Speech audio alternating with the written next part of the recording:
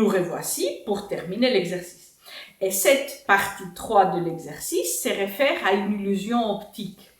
Quand on regarde dans l'eau, on ne sait pas qu'il y a la réfraction. Notre œil croit que tout en fait rayon va continuer à avancer exactement la même direction. Ce qui fait que très souvent, en regardant dans une piscine qui est remplie d'eau, on ne s'aperçoit pas vraiment en fait de sa profondeur, surtout s'il y a des objets. Et c'est exactement ça qu'on va voir ici. Alors, c'est une illusion optique, une image virtuelle finalement de la pièce, ce n'est pas réel, c'est virtuel, qui fait que finalement l'œil pense que l'objet est plus près de nous. Alors, si on va le toucher avec la main, on va essayer de toucher en fait au mauvais endroit. En fait, c'est vraiment, comme je dis, c'est causé par le fait que l'œil pense que les rayons vont aller tout droit et ne sait pas vraiment calculer la réfraction qu'on a en vérité quand les rayons vont passer de l'air à l'eau et vice-versa. Alors, pour calculer la hauteur, je vais mettre un H, c'est la hauteur en fait entre, ici, j'ai mal dessiné. Alors, je redessine.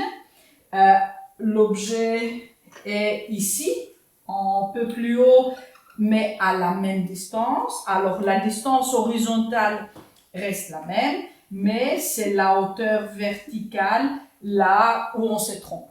Et on se trompe à la hauteur verticale parce qu'on se trompe finalement sur l'angle. On pense qu'on va continuer à tout jamais regarder avec un angle de 28 degrés comme on a déjà calculé.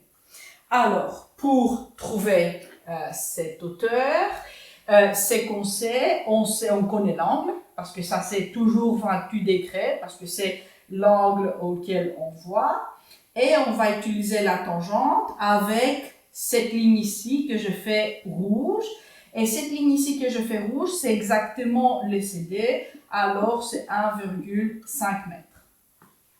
Alors, on va calculer, si vous voulez, la profondeur et puis l'enlever, en fait, la soustraire de 3,3 mètres qui est la vraie profondeur.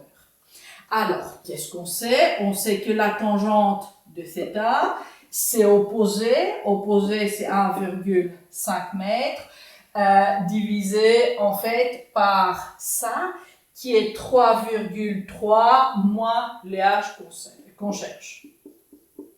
Étant θ, on connaît que θ est 28 degrés, alors on a 3,3 moins h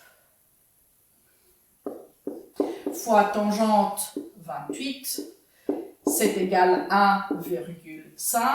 On va en fait isoler h, alors on a moins h fois tangente de 28 degrés, c'est égal à 1,5 moins 3,3 fois tangente 28. Alors, je vais enlever ces moins, je vais changer ça. Et pour isoler pour h, je vais seulement ici diviser par la tangente de 28 pour faire un peu plus rapide. Alors on a 3,3 fois tangente de 28 moins 1,5, elle est tout divisé par la tangente de 28. Ça nous laisse h étant 0,478, disons 48 mètres. Ça veut dire que c'est h, en fait, paraître à être à 0,48 mètres du fond de la piscine et pas avec le fond de la piscine. On voit que ça fait quand même une différence. Même chose si vous essayez en fait de dehors de l'eau de pêcher un poisson de la façon ancienne. Voilà, si vous avez vu des Indiens peut-être plutôt qui ont une lance comme ça et c'est l'eau où il y a des poissons, ils essayent en fait d'avoir les poissons. Là, ils doivent prendre en compte en fait de la réfraction. c'est qu'ils font plutôt par expérience. Il ne faut pas viser les poissons. Si vous visez les poissons, c'est raté parce que voilà, vous pensez que vous les voyez plus près de vous, plus près que ça n'allait.